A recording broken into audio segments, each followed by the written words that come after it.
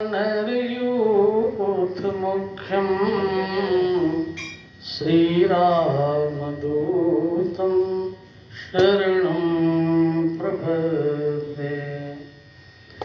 यत्र यत्र रघुनाथकीर्तनं तत्र तत्र कृतमस्तकाञ्जलिं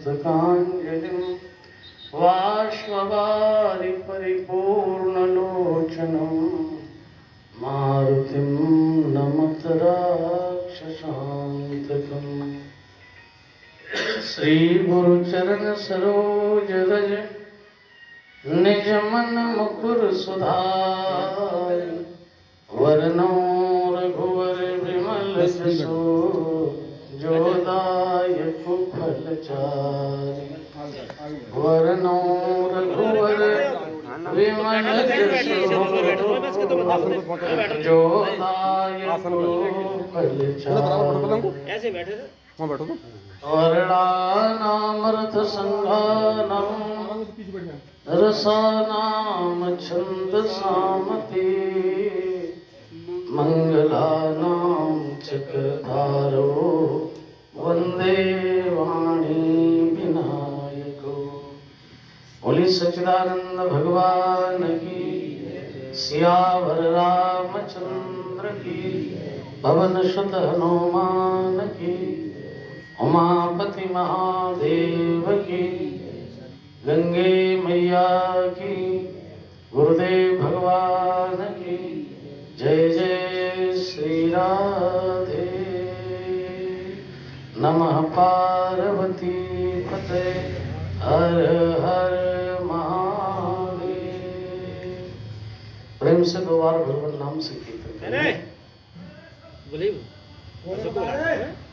गोविंद हरे गोपाल हरे, जय जय प्रभु दीन दयाल हरे।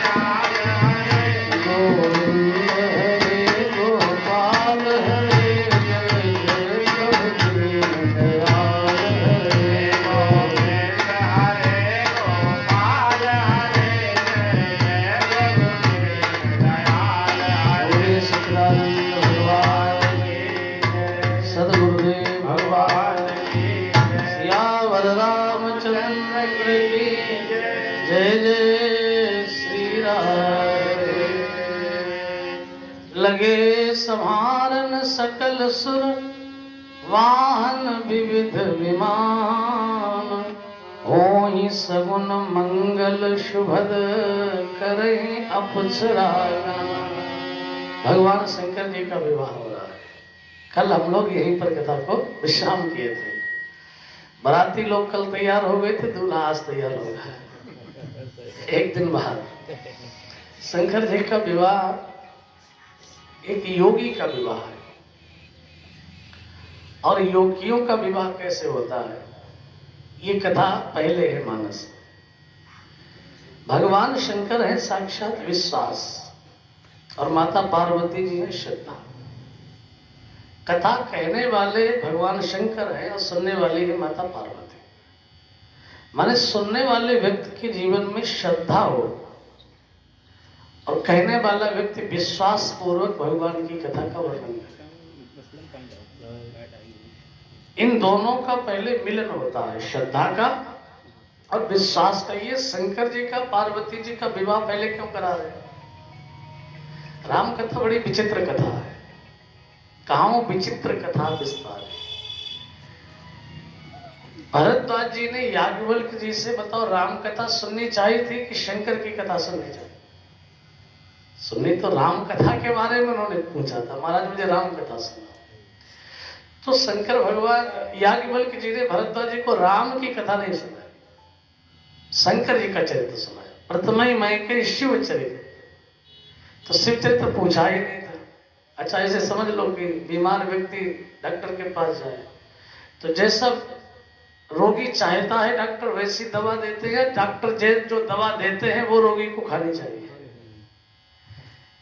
डॉक्टर अपने हिसाब से दवा देते हैं ना, वो जानते नहीं किस चीज की जरूरत है। इसलिए याज्ञवल्क्य जी ने वो दिया जो भरद्वाज जी को चाहिए, क्योंकि भगवान शंकर की कृपा के बिना श्री राम जी की भक्ति प्राप्त नहीं होती। तो आज भगवान शंकर दूल्हा के रूप में है। अनेक रूपों में आपने शंकर जी को देखा होगा, लेकिन दूल्हा के रूप में आज पहली बार। सती जी का विवाह हुआ तो वहां ज्यादा वर्णन नहीं आता शास्त्रों में, लेकिन पार्वती जी के साथ जो विवाह करने गए हैं तो बड़ा सुंदर वर्णन है। इस बारात में केवल देवता ही नहीं गए, देवियां भी पधारी, माताएं आई। स्वर्ग की जो अप्सराएं हैं जो स्वर्ग में संभालती हैं दूल्हे को, वो ब्यूटी पार्लर वाले आए सब। भगवान शंकर जी के कैलाश पर बड़ी भीड़ है। आवान नंदी भृंगी भूत प्रेत सब। इन्होंने देखा जो भगवान शंकर जी का श्रृंगार किया जा रहा है। भोले बाबा के जो गण थे उन्होंने कहा भैया देवियों आप सब क्यों पधारी? बोले आज दूल्हा का, भोले बाबा को दूल्हा के रूप में आज हम सजाएंगे, इनका श्रृंगार आप करेंगे, आभूषणों से इन्हें अलंकृत करेंगे, दूल्हा थोड़ा ठीक ठाक होना चाहिए। पर शंकर जी के गणों ने मना कर दिया, कहा कि दूल्हा हमारे हैं तो इन्हें हम ही सजाएंगे, स्वयं हम इनका श्रृंगार करेंगे। शिव ही संभोगन करही श्रृंगारा। आज भगवान शंकर जी का श्रृंगार हो रहा है। और कैसा सुंदर श्रृंगार किया। देखो बाहर से कोई वस्तु नहीं मंगाई विवाह। हम लोग प्रायः विवाह में सब बाहर से ही खरीद लेते हैं। गाड़ी नहीं होती तो किराए की, बाजा नहीं होता बाजा वाले किराए की, सब कुछ किराए का ही होता है। अच्छा उसमें भी अब बड़ा परिवर्तन हो गया है, चलो किराए का भी ठीक है। पहले जो घर में माताएं होती थी वो भोजन बनाती थी, जो लोग आते थे विवाह में उनके लिए, और नाचने वाले किराए पर पहले आते थे। अब उसमें भी हमने आपने परिवर्तन कर लिया है कि भोजन बनाने वाली अब किराए पर आती है और नाचने वाले की जरूरत नहीं रही है। घर की महिलाएं नाच लेती हैं, उसका भी क्रम उल्टा कर लिया हम लोगों ने। पहले भोजन घर की माताएं बनाए, नाचने वाली आती थी किराए पर। अब घर वाली नाच लेती है, भोजन बनाने के लिए हम किराए पर बुला लेते हैं। इस शिक्षा ने भगवान शंकर जी के विवाह से कि उन्होंने कुछ भी नहीं लिया, ज्यादा खर्च नहीं करना चाहिए। आजकल हम विवाह में हमारी जो वैदिक रीति है उसको देखो, अगर आजकल हम लोग सनातन धर्म को बचाने की बहुत बात करते हैं, लेकिन सनातन धर्म का अगर सबसे ज्यादा अपमान कहीं होता है तो वो विवाह के ही समय होता है। अगर सनातन धर्म का कहीं सबसे ज्यादा अपमान हम करते हैं तो वो विवाह के समय करते हैं। विवाह में पहली बात तो वेद का अपमान, वेदों का सबसे ज्यादा अपमान विवाह में होता है। आधी रात को न नहाए ना वैसे ही अपने वेद मंत्र बोल रहे हैं और वो यज्ञ जो है उसमें भावरे पड़ रही हैं, दूल्हा जूता पहने हुए ही भावरे डाल रहे। यज्ञ मंडप जो होता है, दूल्हा जूता चप्पल पहने हुए परिक्रमा लगाता। कोई कोई तो शराब और पिए होता है नशे में। एक जगह तो हमने देखा कि एक नशे में एक कुंड में ही गिर गया बेचारा दूल्हा। जिस तरह से लोगों ने उसको उठाया बचाया। तो ये वेद का अपमान है कि नहीं? यज्ञ का अपमान है कि नहीं? ब्राह्मण का अपमान है कि नहीं? बाजा वालों से कोई नहीं कहेगा अब हो गया बोल, ब्राह्मण भाई जल्दी करो, बस इतनी देर हो गया। हर कार्य में बड़ी जल्दी है और जल्दी जल्दी होते हुए उसका परिणाम क्या? सारे जीवन में ही जल्दबाजी रहती है। विवाह संस्कार अब टिकते नहीं है, उनमें स्थिरता नहीं रहती है, क्योंकि वो संस्कार है। विवाह कोई सामाजिक कार्यक्रम नहीं है, विवाह एक शुद्ध धार्मिक आयोजन है।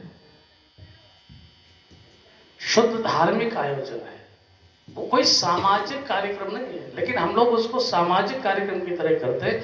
मनुष्य के जो 16 संस्कार होते हैं बच्चे के, उन 16 संस्कारों में से विवाह एक संस्कार है।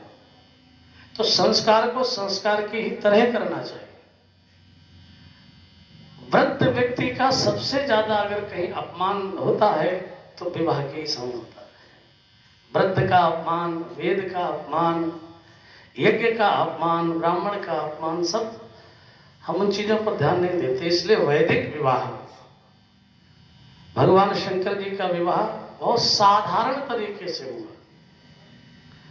वो आजकल तो प्रदर्शन की वस्तु बन गई है, पर भगवान शंकर जी से किसी ने कहा कि आप आज दूल्हा बनेंगे, वर बनेंगे, तो आपके पास कुछ है नहीं। शंकर जी के पास क्या है बताओ? तो शंकर जी के गण ने कहा बाबा आज आप दूल्हा बनोगे और आपके पास कुछ है नहीं, आपको बिल्कुल चिंता भी नहीं है। शंकर जी ने कहा किस बात की चिंता करें? बोले आपके पास कुछ है ही नहीं और आपको चिंता नहीं है। शंकर जी ने कहा कि कुछ भी नहीं है इसीलिए हमें चिंता नहीं है। कुछ होता तो चिंता होती, अब कुछ है ही नहीं तो चिंता करें किसकी? चिंता तभी होती है जब कुछ होता है। तो महाराज निश्चिंत है भगवान शंकर। और उसने कहा कि महाराज आप आज वर बनेंगे। वर कहते हैं, वर के दो अर्थ हैं। एक तो दूल्हे को भी वर कहते हैं और एक वर शब्द का अर्थ होता है श्रेष्ठ। वर माने श्रेष्ठ। तो शंकर जी ने कहा आज हम वर बनेंगे, तो वर का अर्थ है श्रेष्ठ। विवाह में वही सबसे श्रेष्ठ होता है, इसलिए उसको वर कहते हैं। अच्छा मान लो हम उधार की चीजें लेकर के आज वर बने, श्रेष्ठ बने, और घर आकर उनका सब वापस कर दें तो हम बराबर हो जाएंगे? तो फिर वर रहेंगे या बराबर हो जाएंगे? ऐसे वर बनने से क्या फायदा कि घर आते हो जाए बराबर। इसलिए हम ऐसे वर बनेंगे कि हमेशा वर ही बने रहे, श्रेष्ठ ही बने रहे, उसमें कोई न्यूनता ना आए। क्या अद्भुत श्रृंगार किया। शंकर जी के गणों ने पूछा महाराज दूल्हे के शरीर में हल्दी का औंठन लगाया जाता है ताकि शरीर सुंदर दिखे। तो भोले बाबा तो योगी हैं, उन्होंने कहा हमारे शरीर में हल्दी का औंठन न लगाओ, फिर चिता की राख लगा। चिता की भस्म क्यों? ताकि ध्यान बना रहे कि ये शरीर एक दिन चिता की भस्म ही बनेगा। इसलिए भगवान शंकर जी शरीर पर चिता की भस्म धारण कर लेते हैं ताकि लोगों को शिक्षा मिले कि ये शरीर क्या है, ये चिता की 2 मुट्ठी राख आखिरी में बचती है। बच्चे का जन्म होता है उस समय जितना वजन रहता है ना, उससे भी कम रह जाता है उस राख। तो तो महाराज चिता की भस्म लगाएंगे। शिव ही शंभुगन करही श्रृंगारा। मुकुट काहे का? बोले जटा मुकुट, मुकुट लगाता है दूल्हा। भोले बाबा ने कहा कि मुकुट लाने की जरूरत ही नहीं है बाजार से, मुकुट बना लो बढ़िया सुंदर जटाओं का। तो जटा मुकुट और मोर काहे का? बोले शंकर जी ने कहा कि अगर मैं मोर धारण करूंगा तो हमारा जो भी मोर देखेगा उससे संसार की याद आएगी। जिन्होंने मोर धारण किए हैं वो देखेंगे मुझे मोर धारण किए हुए, तो उन्हें याद आएगा कि एक दिन ये मोर हमारे सिर पर भी था। याद आएगी कि? और जिनके भाग्य में ऐसा नहीं है, वो नहीं धारण कर पाए हैं, वो देखेंगे तो उन्हें बड़ा दुख होगा कि पता नहीं ये मोर हमें क्यों नहीं मिला रखने। तो हमारा मोर देख करके लोग संसार याद करें, ऐसा नहीं, ऐसा मोर धारण करेंगे जिसे देखकर लोग भगवान की याद करें। मोर का एक धारण केवल जटा मुकुट आही मोर समारा। एक नाग भयंकर मोर की जगह, सुंदर कुंडल हैं, तन विभूति पट के हरिछाला। लेकिन इस पूरे श्रृंगार में अच्छा वाद्य यंत्र बजाने वाले विवाह में उत्सव शगुन होता है ना, कहीं की बाजा बजा। तो गणों ने कहा भाई ज्यादा नहीं, थोड़े लोगों को तो बुला लो। शंकर जी ने कहा इसलिए बोले थोड़ा शगुन होता है, कहीं कहीं बजाना जरूरी होता है। तो शंकर जी ने कहा कि हम अपना त्रिशूल अपना डमरू लेकर के चलेंगे, जहां आवश्यकता हो अपने आप बजा दिया करेंगे, हमें बता देना अपना बजा लेंगे। और दूल्हा तलवार लेकर के भी जाता है, दूल्हे को तलवार लगा ताकि कहीं नजर नजर ना लग जाए, तलवार लगाई जाती है। भगवान शंकर जी ने कहा हम अपना त्रिशूल लेकर के चलेंगे। तो कर त्रिशूल और डमरू विराजा। अच्छा वाहन कोई सवारी तो होनी चाहिए जिस पर दूल्हा बैठ कर जाए। बोले देखो रोज तो हम नंदी पर बैठ कर जाते हैं, आज बारात में जाना है और हम दूसरे वाहन पर बैठ करके जाएं तो नंदी अपने मन में क्या सोचेगा कि रोज हमसे ही काम हो रहता है, और आज जब आवश्यकता पड़ी सम्मान का तो फिर हमें छोड़ दिया, दूसरे को ग्रहण कर लिया। इसलिए भगवान शंकर चले बस चढ़ी बाजही बाजा, उसी पुराने बैल पर नंदी पर ही बैठ कर चले। इस श्रृंगार में दो चीजें बहुत सुंदर है, शशि ललाट,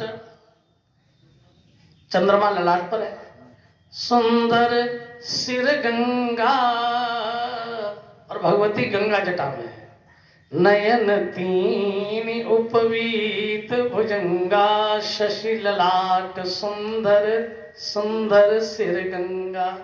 तो सिर पर गंगा और शशि ललाट, ललाट पर शशि, ये दोनों बहुत सुंदर है। अब ऐसे दूल्हा को देखकर जो चिता के भस्म धारण किए हो, मुंडमालाएं पहने हो, हाथ में डमरू त्रिशूल लिए और नंदी पर बैठ करके विवाह करने चले, तो देख करके देवांगनाएं मुस्कुरा रही हैं। देख शिवई सुरती मुस्काही, वो कहती भाई ये वर लायक दुल्हन जगनाई। ऐसे दूल्हा के साथ कौन दुल्हन विवाह करेगी? मुझे लगता है इस वर के लायक कोई दुल्हन संसार में नहीं हो। चले भाई सब देवता लोग, और कहते तो यहां तक है कि भगवान शंकर जी जब चले नंदी पर बैठकर, तो उस पर बैठे भी तो उल्टे बैठे, नंदी का मुख आगे की तरफ है उधर और भोले बाबा का मुख इधर।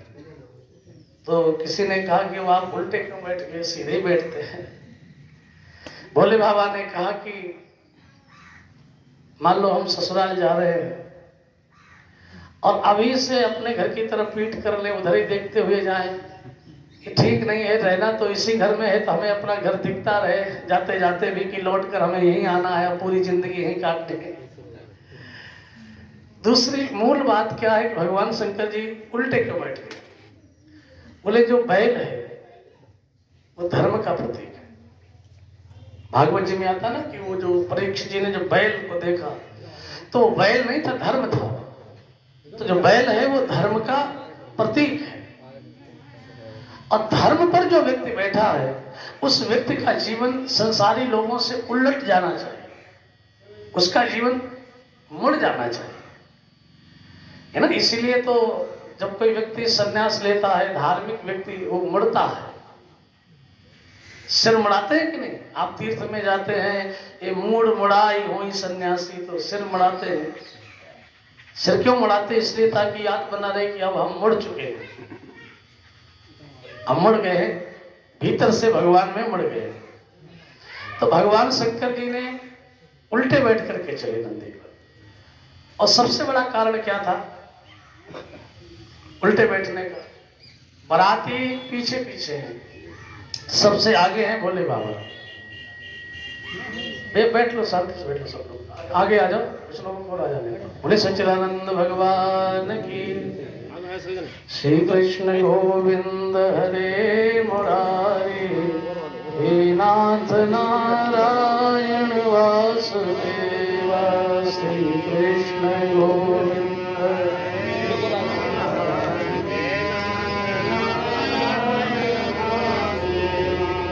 श्री कृष्ण गोविंद हरे मुरारी, हे नाथ नारायण वासुदेवा। श्री कृष्ण गोविंद हरे मुरारी, हे नाथ नारायण वासुदेवा। बोले सच्चिदानंद भगवान की जय। बाराती पीछे है, भोले बाबा सबसे आगे है। उल्टे इसलिए बैठे हैं कि इन बारातियों में भगवान विष्णु भी आ रहे हैं, और भगवान की ओर पीठ होनी चाहिए कि मुख होना चाहिए? तो भगवान कहते हैं सन्मुख होई, सन्मुख होई। संसार की ओर पीठ है शंकर भगवान, और भगवान की ओर मुख है। भगवान के सामने और संसार की ओर पीठ कर ली, और हम लोग संसार की ओर मुख कर लेते हैं, भगवान की ओर माने भगवान को भूल। तुलसीदास जी ने लिखा है, जग से रहो 36 है, राम चरण 36। जग से जो नाता रखो वो 36 का रखो, 36। अब हिंदी के अंक बनाओ, 36 लिखो, तो अंक लगभग वही सही है, उल्टे सीधे हैं। 3 ऐसे बनेगा तो 6 ऐसे बनेगा, एक दूसरे को देख, उनके मुंह अलग अलग है। जग से रहो 36 रहो, साथ साथ 36 की तरह रहो। अब हिंदी के अगर अंक बनाएंगे 36 उसमें लिखेंगे, तो वो जो अंक 3 का बनाएंगे वैसे उल्टा कर दो तो 6 का बन जाएगा। वो साथ साथ होते हुए भी अलग अलग है। तो जग से रहो 36 और राम चरण 6-3। भगवान राम की ओर रहो तो 63 की तरह है। आपस में भगवान के सन्मुख रहो। भगवान राम जी कहते सन्मुख होई, माने निरंतर भगवत चिंतन रहना चाहिए। इसलिए भगवान शंकर जी पीछे देखते हुए गए, और भोले बाबा को देखा तो देवताओं को बड़ा बुरा लगा।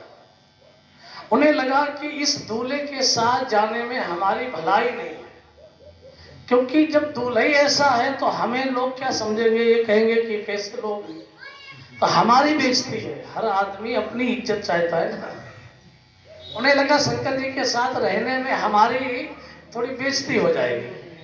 अच्छा, शंकर जी से ये कह नहीं सकते कि आप अलग हो जाओ, उनसे तो कह नहीं सकते कि अलग हो जाओ, नहीं तो शंकर जी कहेंगे अगर हमें ही अलग करना है तो हम लौटे जा रहे, तुम ही लोग चले जाओ। तो अब क्या करें बेचारे। तो देवताओं ने कहा आपस में कि भाई हमें थोड़ा काम है, हम इस काम के लिए जा रहे हैं, हम इस काम के लिए जा रहे हैं, तो बिलग बिलग हुई चलो सब निज निज सहित समाज। तो विष्णु भगवान ने अपना समाज अलग कर लिया, अपने पार्षदों के साथ अलग हो गए। इंद्र अपना परिकर लेकर के अलग हो गए। अग्नि देवता अपना परिवार खानदान से सब बिलग बिलग होकर के चलने लगे।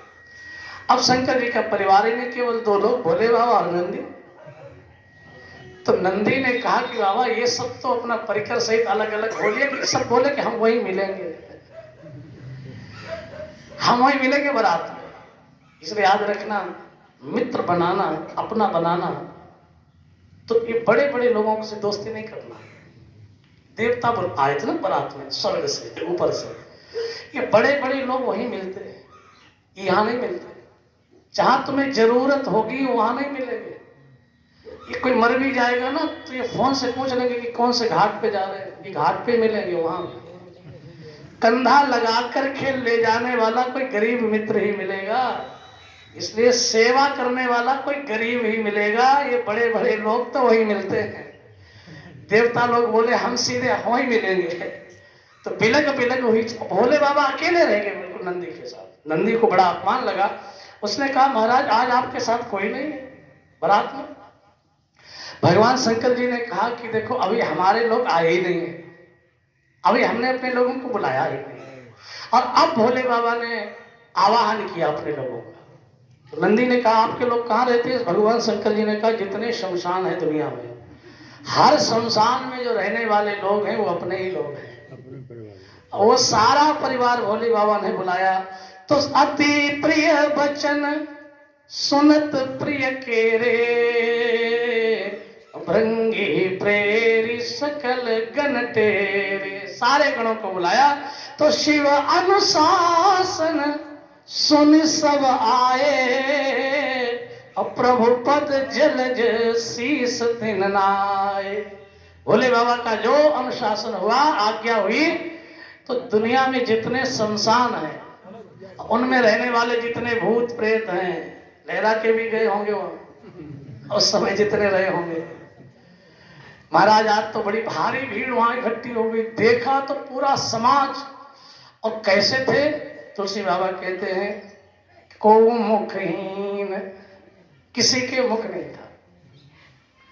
विपुल मुख काहू, किसी के हजारों मुख थे। कोई बिना पैर का था तो किसी के सैकड़ों पैर थे। तन खीन, कोई बेचारा इतना दुबला था कि उससे चला नहीं जाता, तो कोई इतना मोटा था कि उससे उठा नहीं जा रहा।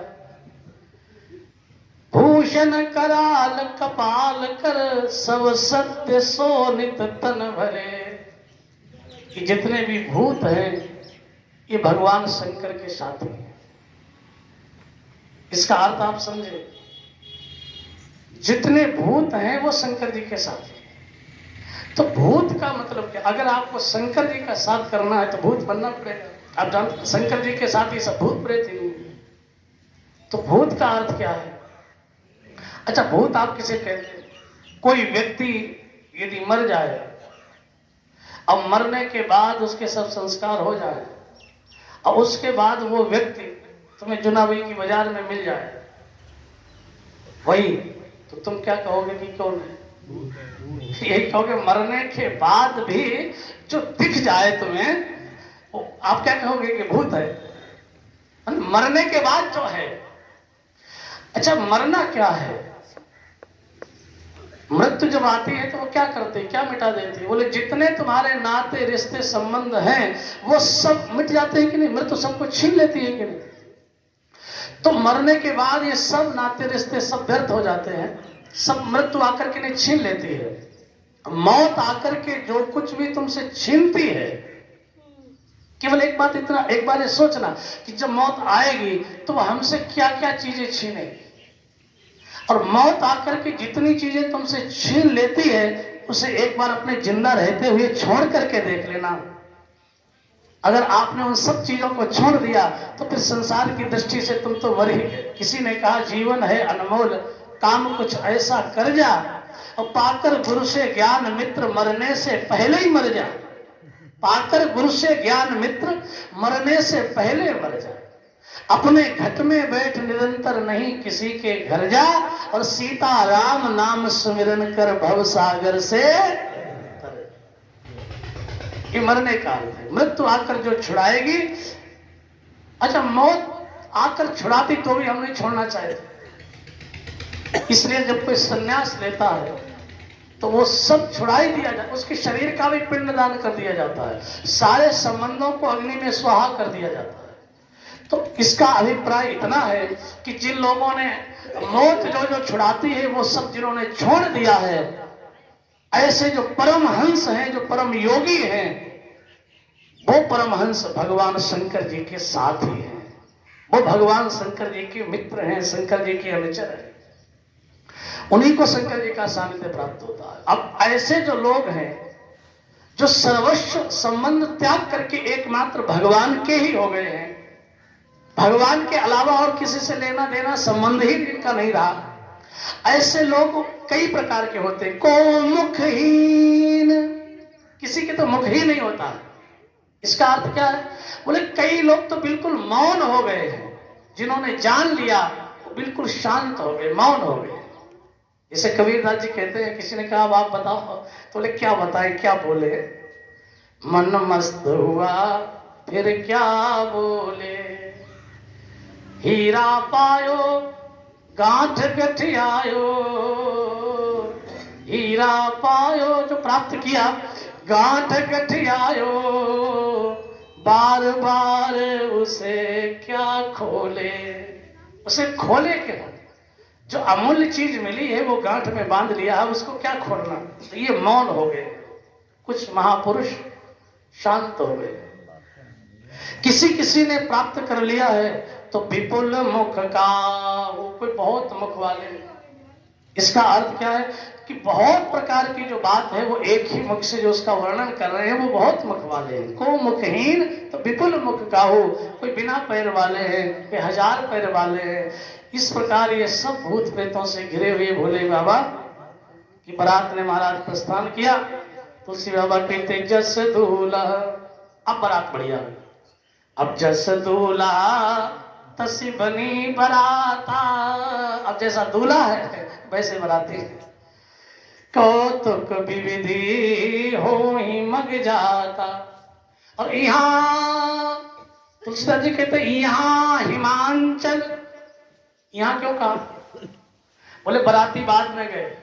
शंकर जी की विवाह में जितने लोग पहुंचे उनमें सबसे पहले कौन पहुंचा? सबसे पहले श्री तुलसीदास जी महाराज पहुंच गए।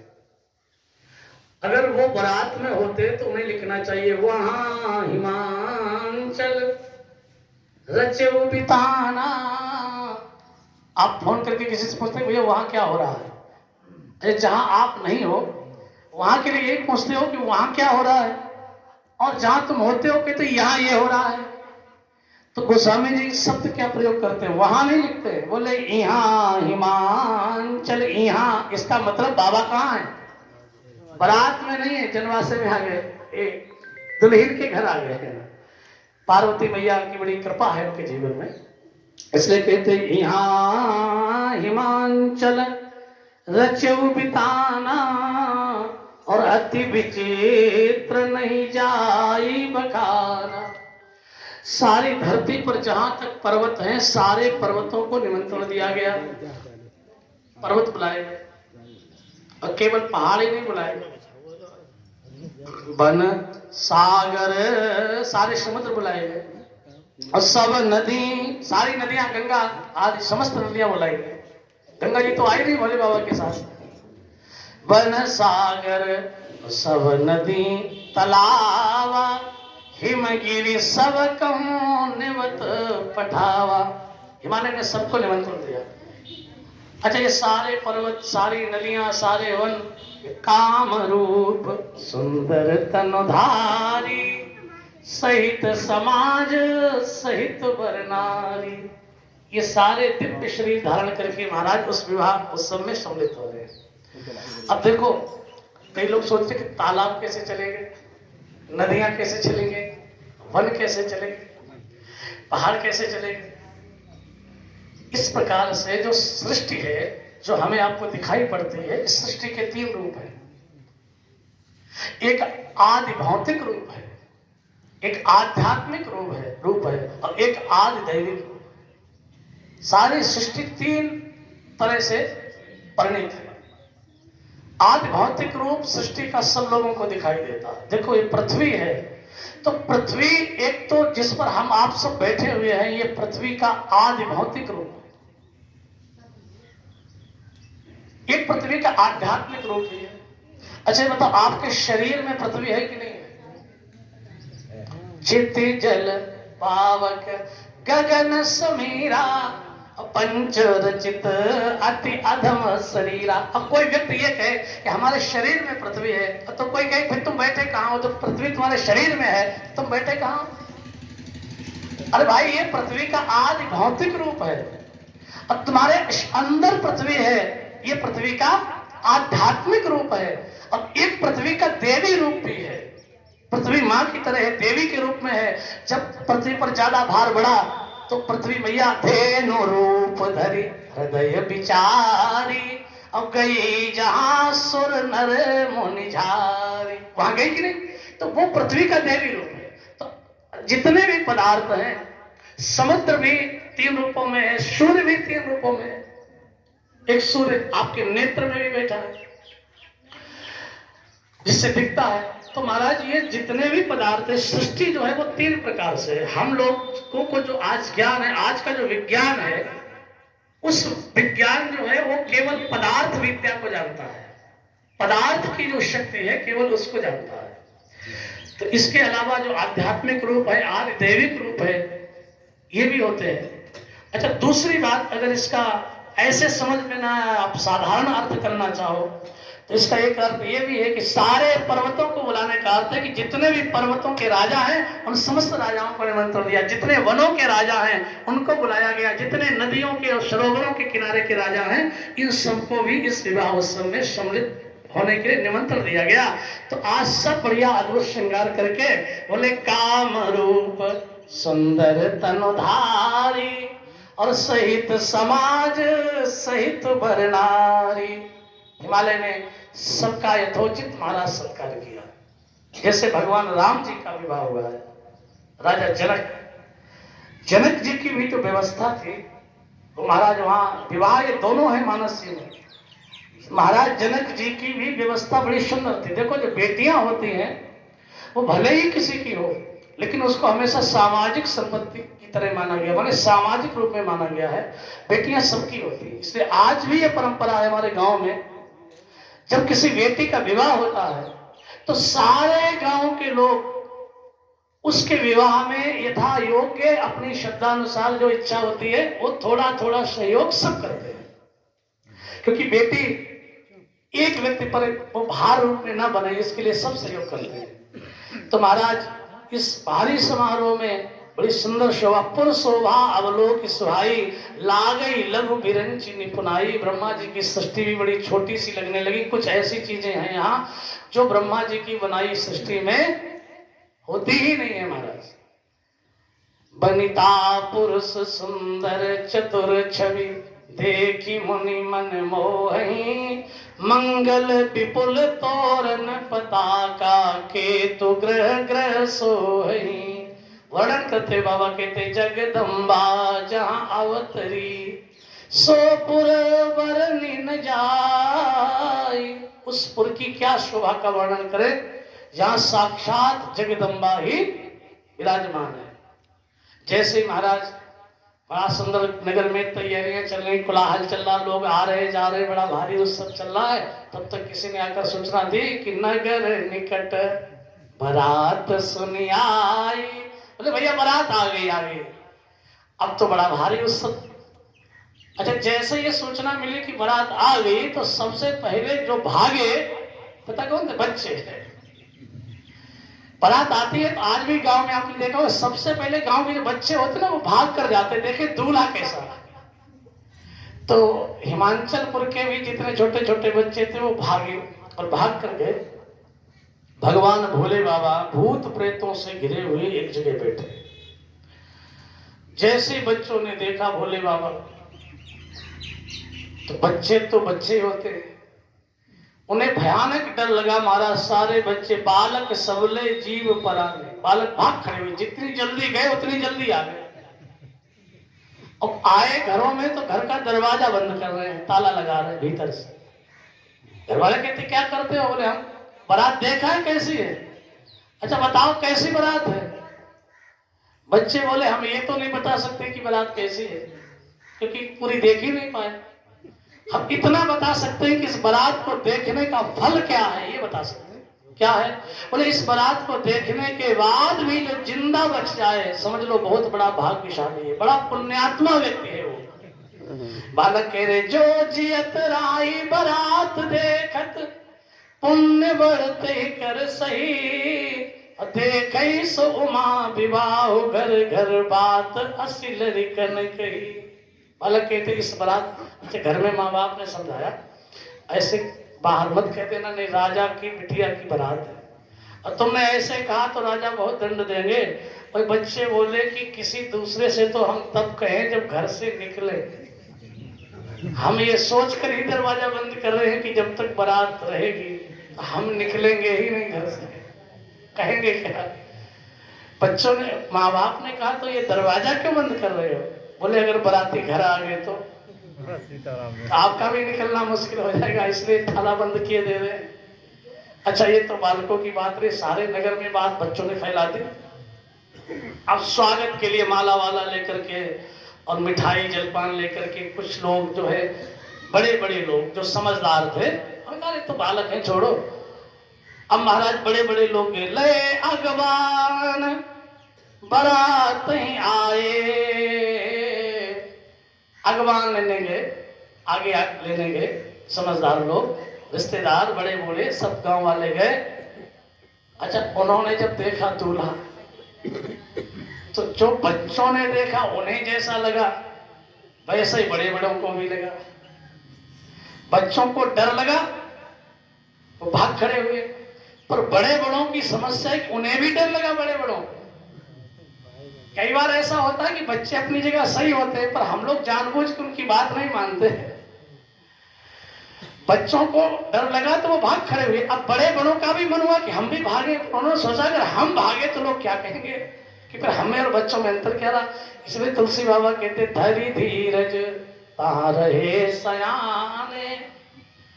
जो सयाने लोग थे, बड़े लोग थे, वो जबरदस्ती खड़े हैं बेचारे, हिम्मत वाले खड़े हैं कि अगर हम भाग खड़े हुए तो क्या होगा। धरी धीरज ता रहे सयाने। और दूसरी बात, भगवान शंकर जी के स्वरूप को सयाने ही जान सकते हैं, जो अयाने हैं वो बेचारे क्या जाने, वो भाग ही जाते हैं। धैर्य धीरज ता रहे सयाने, बड़े बड़े लोग रहे। अब जो बराती लोग थे वो भूत प्रेत, किसी के मुख ही नहीं। एक तो ऐसा बराती था जिसके मुख तो नहीं था, पर उसने गांव वालों से पूछा कि क्या इंतजाम है आपका, कहाँ हम लोग ठहरे, क्या व्यवस्था है। उसके भीतर से आवाज आई बिना मुख वाले। तो बेचारा गांव वाला इतना भयंकर डर गया, उसने कहा भैया आप लोग चाहे जहां रहो हमें बता दो, हम गांव वाले कहाँ जाए, हम लोग कहाँ ठहरे, तुम तो चाहे जहां ठहरो, पूरा गांव खाली। घर आए वापस तो लोगों ने पूछा कि बारात कैसी है, दूल्हा कैसा है। बोले अब नाश्ता लेकर जाओ दोबारा, तुम देख लेना कैसे, हम उनका क्या वर्णन करें। लेकिन सबसे ज्यादा आज जो प्रसन्नता है, जब बेटी का विवाह होता है तो सबसे ज्यादा प्रसन्नता उसकी माँ को।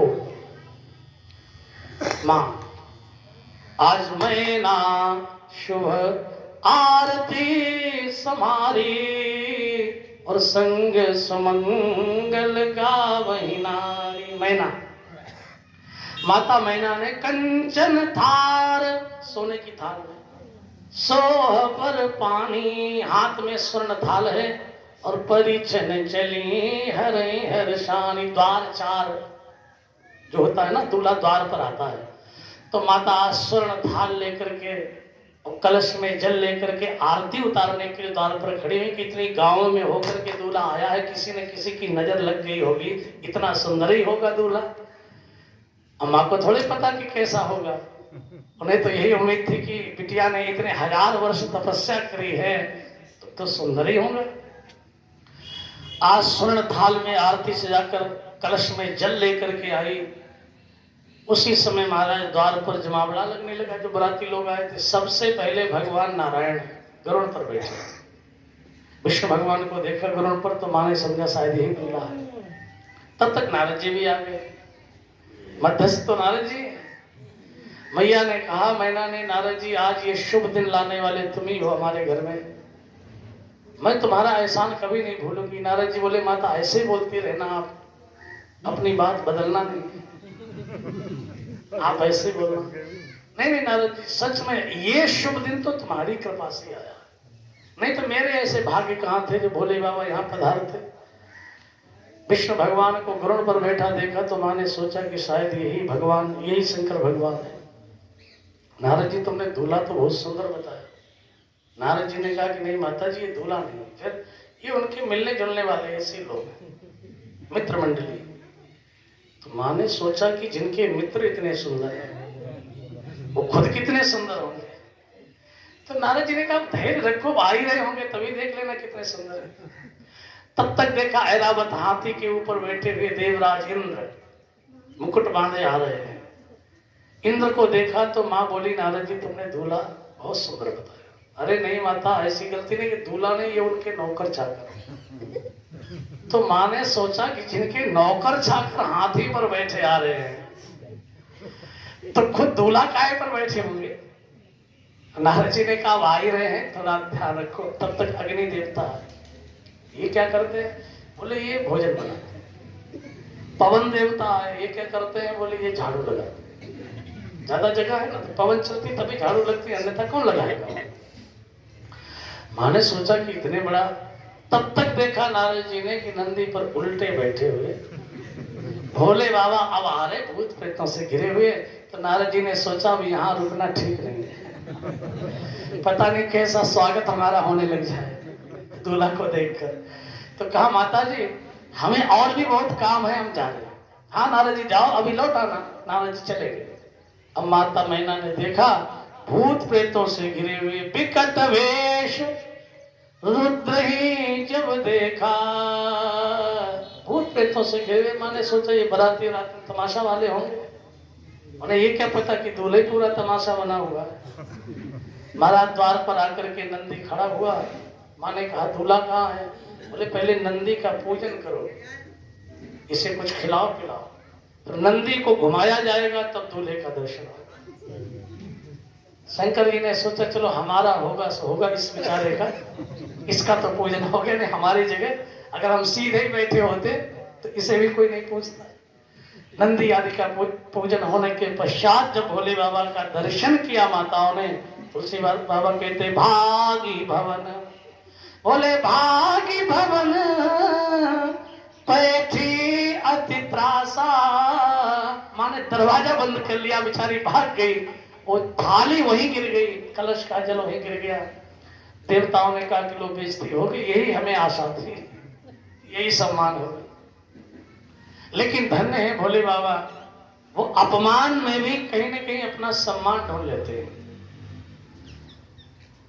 शंकर जी ने कहा कि मेरी जो सास है उसने अपमान नहीं किया, ये मेरा सम्मान किया। हम लोगों की आदत होती है हम सम्मान में भी कोई व्यक्ति बहुत करे उसमें भी कोई ना कोई कमी ढूंढ लेते हैं। आदत है आप अच्छा कहीं जाते हैं हम लोग तो हम आप क्या चीज ढूंढते हैं, यही ढूंढते हैं कि मेरा अपमान कहां कहां हुआ, ये निकाल लेते हैं ना। ये कभी हमारी आपकी दृष्टि नहीं रहती है कि हमारा सम्मान कहां कहां हुआ। और हमारा आपका जो मन है इसका एक स्वभाव है कि जो इसके पास होता है उसको ये नहीं चाहता है, जो नहीं होता उसी को प्राप्त करना चाहता है। शरीर में कहीं दर्द हो तो बार बार ध्यान वहीं जाता है, इसलिए हर व्यक्ति का ज्यादातर ध्यान वहीं जाता है जहां अपमान जिन बातों के कारण हो जाता है। भगवान शंकर जी का ध्यान कहाँ है, उन्होंने कहा हमारी सास बहुत समझदार है, बहुत पढ़ी लिखी है, बड़ी योग्य है। कहा देवताओं ने कहा इसमें योग्यता क्या है।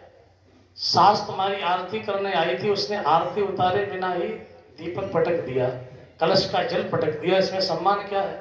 भोले बाबा ने कहा हमारी सास आरती उतारने आई थी, पर जब उसने मेरा दर्शन किया तो उसको लगा कि जिसके मस्तक पर साक्षात चंद्रमा विराजमान है, उस चंद्रमा के सामने में ये दिया क्या दिखा, इसने दीपक पटक दिया। अच्छा कलश में जल लाई थी ताकि दूल्हे पर छिड़क दूंगी वो पवित्र हो जाएगा, पर जब मेरी सास ने देखा कि जहाँ भगवती गंगा बह रही हो इसकी जटा में, उसके सामने ये जल क्या करेगा, इसने जल पटक दिया, तेरी कोई जरूरत नहीं। दरवाजा क्यों बंद कर लिया। शंकर जी ने कहा अभी कोई नियम होगा, थोड़ी देर बाद खुलेगा तब अंदर चलेंगे। तो गए महेश जहाँ जनवासा और मैना हृदय भयो दुख भारी।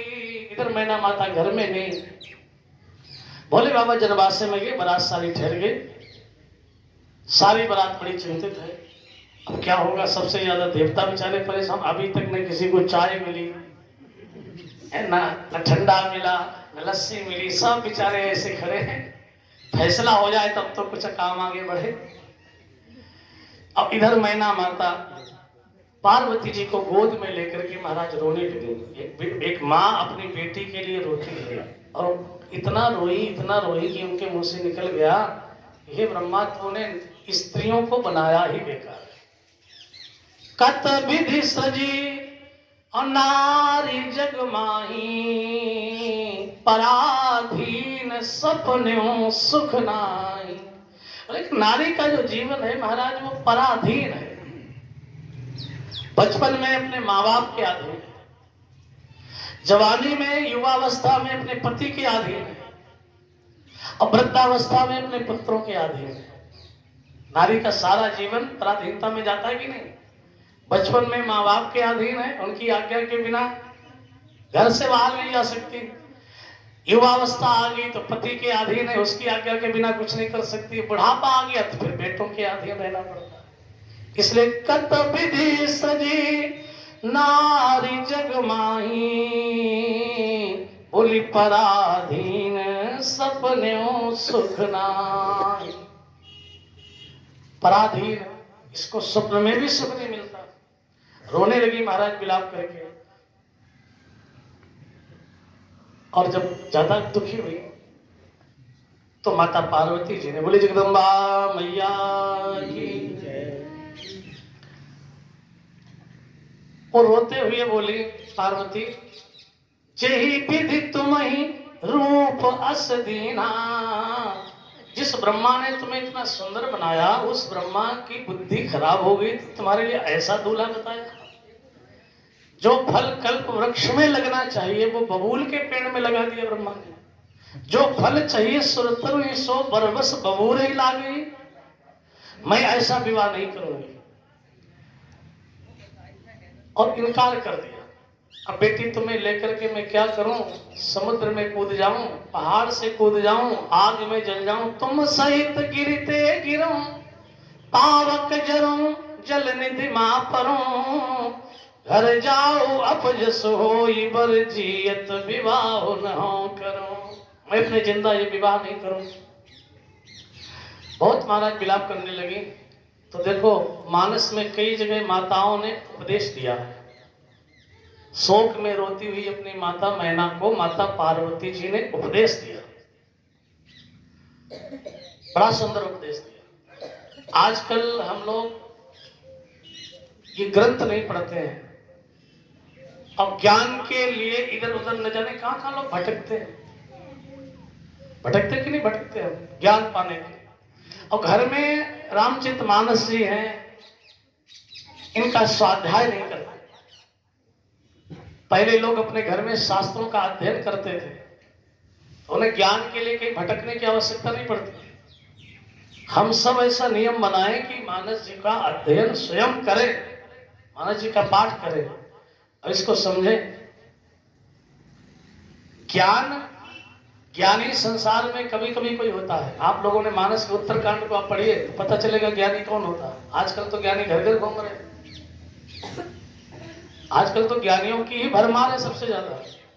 कोई व्यक्ति कह रहा था कि महाराज जोड़ कर कुछ शिष्य गण उनके गुरु बन जाइए, फिर मजे से माल पूड़ी और खीर उड़ाइए।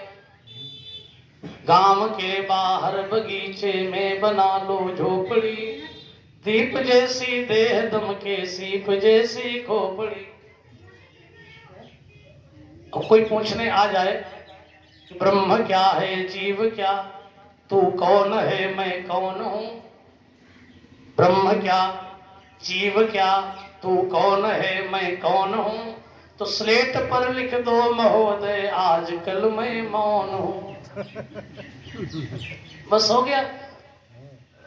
रामायण कहती ज्ञानवंत कोटिक महा कोई, जो विषय विमुख विराग रत होई। हजारों मनुष्यों में कोई एक व्यक्ति धर्मशील होता है। नर सहस्रमा सुनो पुरारी, को एक होई धर्म व्रत धारी। गीता में भी भगवान ने कहा मनुष्याणाम सहस्रेषु, सहस्र माने हजार, मनुष्याणाम सहस्रेषु कश्चित् यतति सिद्धये। हजारों मनुष्यों में कोई एक व्यक्ति होता है जो धर्म को जानने वाला है। हजार मनुष्यों में कोई एक धर्म को जानने वाला है, और उन धर्म को जानने वाले हजारों मनुष्यों में नर सहस्रमा सुनो पुरारी, को एक होई धर्म व्रतधारी। बोले धर्मशील कोटिन महा कोई, करोड़ों मनुष्यों में कोई एक धर्मशील होता, हजारों मनुष्यों में कोई एक धर्म को जानने वाला होता, करोड़ों मनुष्यों में कोई एक धर्म पर चलने वाला होता। धर्मशील कोटिन मा कोई, जो विषय विमुख विरागरत हुई। फिर आप करोड़ों विरक्तों को इकट्ठा करें तो कोटि विरक्त मध्य श्रुति कहानी, और सम्यक ज्ञान सकृत को लाए। हजारों मनुष्यों में कोई एक धर्म को जानता है, करोड़ों में कोई एक धर्म पर चलता है। उन धर्म पर चलने वाले करोड़ों वैरागियों में से किसी एक को ज्ञान प्राप्त होता है, तो कितना दुर्लभ हो गया। और फिर उन तमाम ज्ञानवानों में कोई एक भगवान की भक्ति प्राप्त करता है। इसलिए जब तक जीवन में वैराग्य नहीं आता तब तक ऐसे व्यक्ति को कभी ज्ञान की उपलब्धि होती ही नहीं है। भरत जी ने क्या कहा है, बादि वशन बिनु भूषण भारू, बादि बिरति बिनु ब्रह्म विचारु, सरोज शरीर बादि सब भोगा, बिनु हरि भगति जाय जप जोगा।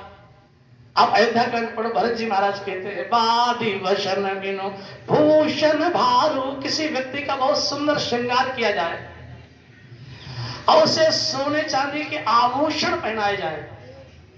अच्छा, सोने चांदी के आभूषण तो उसे पहनाया जाए पर कपड़ा बिल्कुल ना पहनाया जाए, तो वो सोने चांदी के आभूषणों की कोई शोभा होगी?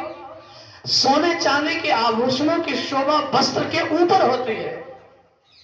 इसी प्रकार जो ज्ञान है वो आभूषण है, लेकिन जो वैराग्य है वो वस्त्र है।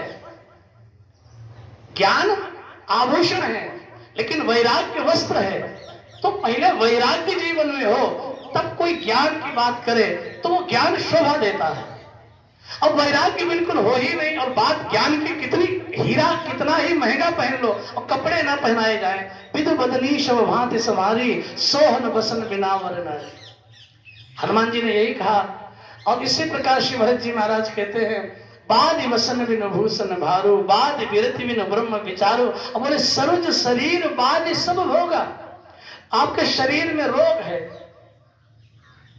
आप कुछ खा पी नहीं सकते और नाना प्रकार के भोग तुम्हारे पास रखे हैं, वो तुम्हारे लिए कैसे है? इसी प्रकार तुम तमाम पूजा पाठ योग यज्ञ यज्ञ सब करते चले जा रहे हो और तुम्हारे हृदय में भगवान के प्रति प्रेम है ही नहीं, तो बिना प्रेम के ये सब कुछ किया कराया तुम्हारा व्यर्थ है। बादि विरति बिनु ब्रह्म विचारू, और सरोज शरीर बादि सब भोगा, बिनु हरि भगति जाय जप जोगा। हृदय में भगवत प्रेम हो, भगवान की भक्ति हो, फिर आप हवन करो तो अच्छा लगता है। हृदय में भगवान से प्रेम हो तब तुम पूजा करो तो अच्छी लगती है। और प्रेम ही ना हो, भगवान की भक्ति ना हो और आप ये सारे साधन करें, उनका कोई अर्थ नहीं रह जाता। इसलिए महाराज पहले हमारे यहाँ जो ज्ञानी जन होते थे, देखो ज्ञान जिन्हें लेना है वो छोटों से भी ले लेते हैं। माता पार्वती जी ने अपनी माँ को उपदेश दिया है और कितनी सुंदर उन्होंने बात कही। जब हम दुखी होते हैं, ज्ञान की बात है, जब हम दुखी होते हैं तो इस दुख का कोई तो कारण होता होगा। बिना कारण के कोई कार्य नहीं हो सकता। कोई भी कार्य संसार में हो रहा है तो उसका कोई न कोई कारण जरूर है। आप अगर दुखी हो रहे हैं तो इस दुख का भी कोई तो कारण होगा। अच्छा अब ये बताओ, इस दुख का कारण क्या है? आपके जीवन में जो दुख है, इस दुख का कारण क्या है?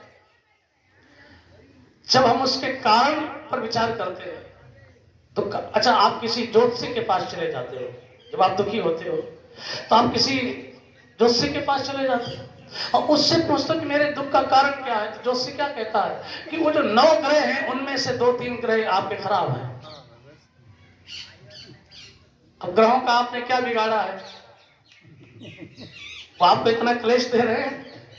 तो कोई कहता कि वो जो ग्रह हैं उनमें से कोई खराब चल रहे हैं तुम्हारे, तो आप इसलिए परेशान हैं, ग्रहों ने आपको परेशान किया है। लेकिन किसी और व्यक्ति के पास आप जाए तो कोई कहेगा आप इसलिए दुखी हैं, आपका समय खराब है। हमारे आपके जीवन पर ग्रहों का भी प्रभाव पड़ता होगा, तभी तो ये नियम बनाया गया है। और समय का तो फर्क पड़ता है। पुरुष बली नहीं होता है और समय हो तो बलवान। आपके द्वारा जो जो कुछ हो रहा है वो तुम लगता कि तुम कर रहे हो, वो तुम नहीं कर रहे, वो तुमसे समय करवा रहा है। बोले पुरुष बली नहीं होता है, समय हो तो बलवान।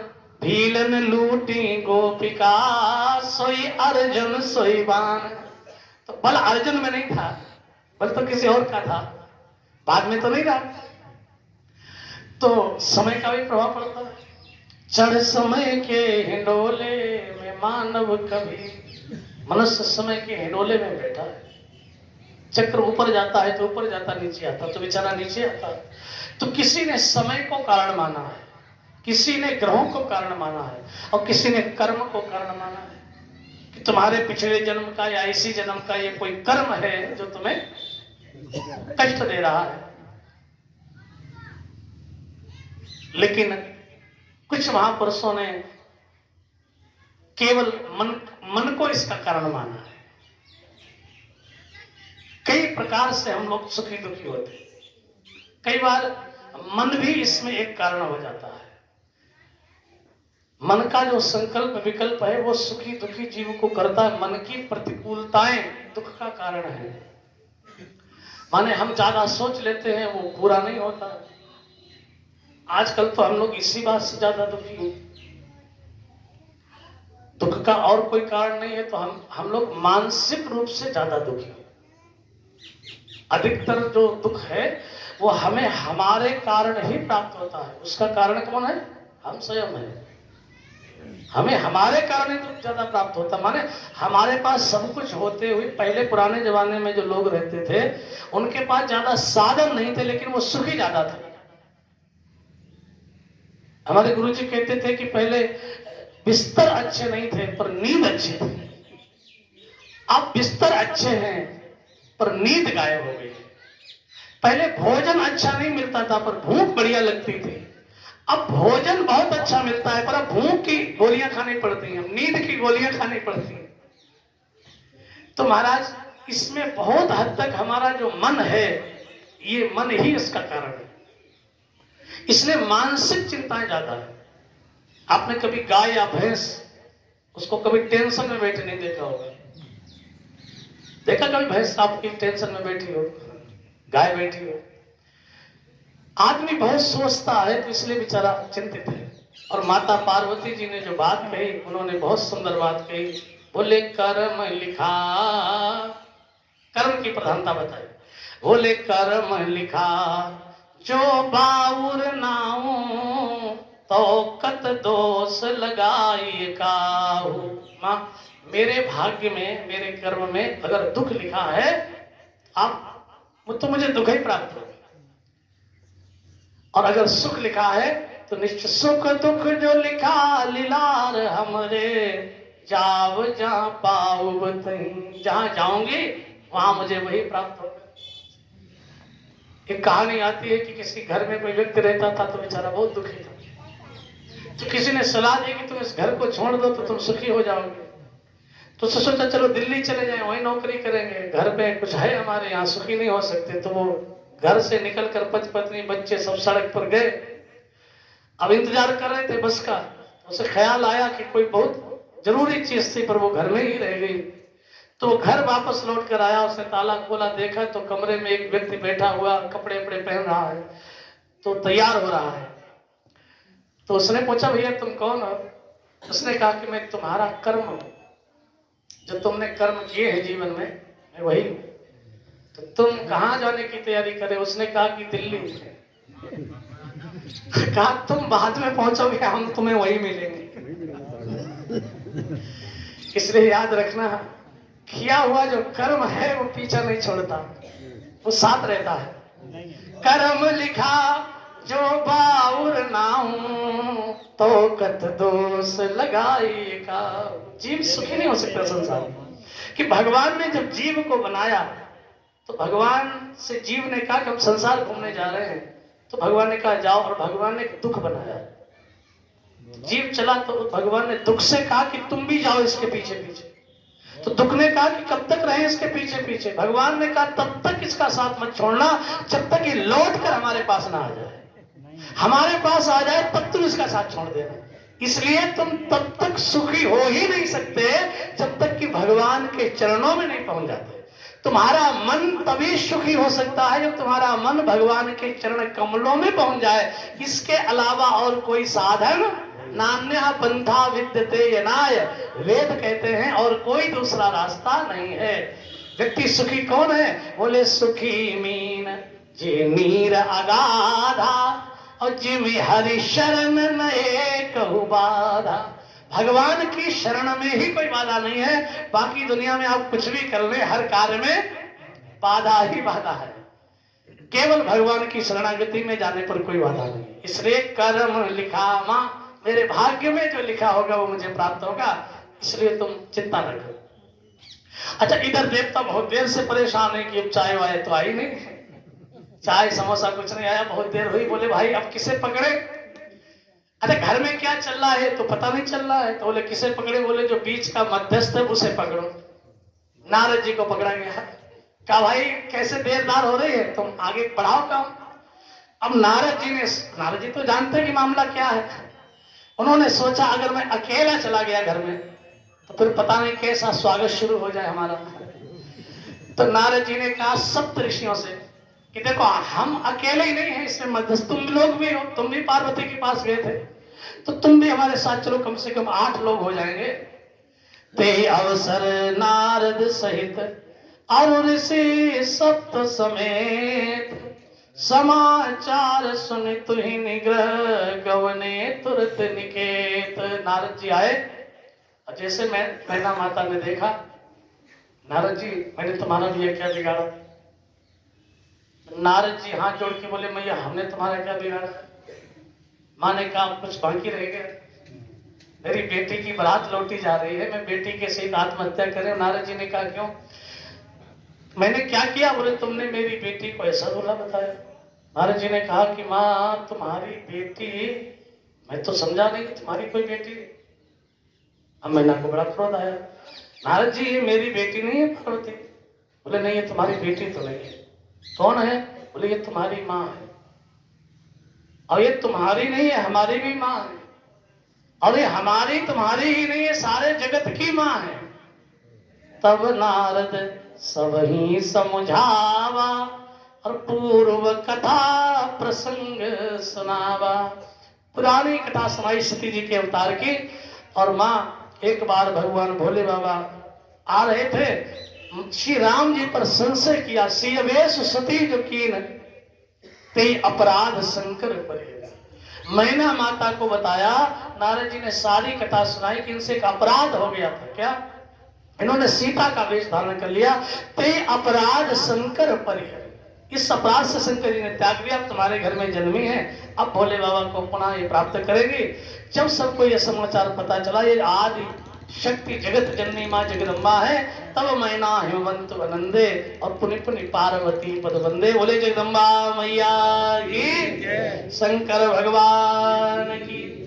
लगे होन पुर मंगल गाना, अब ढोलक बंद हो गई थी ना, अब लगे होन पुर मंगल गाना, और सजे सवई हाटक घटनाना। नाना प्रकार के महाराज मंगल गीत फिर शुरू हो गए। अब चिट्ठी गई, दूल्हा को भावरों पर भेजो, सब काम सही तरीके से संपन्न हो। लेकिन देवताओं की धड़कन विचारों की बढ़ रही थी। देवताओं की चिंता ये हो गई कि द्वार पर अभी केवल दूल्हा को माँ ने देखा है, चलो उसे समझा बुझा लिया गया, माँ बाप तैयार हो गए हैं। और महाराज भोले बाबा जब इसी तरह से मंडप में पधारेंगे और वहां इन्हें कन्या देखेगी, और अगर उसने मना कर दिया, बताओ कन्या ने ही अगर मना कर दिया तो फिर तो ऐसे ही जाना पड़ेगा।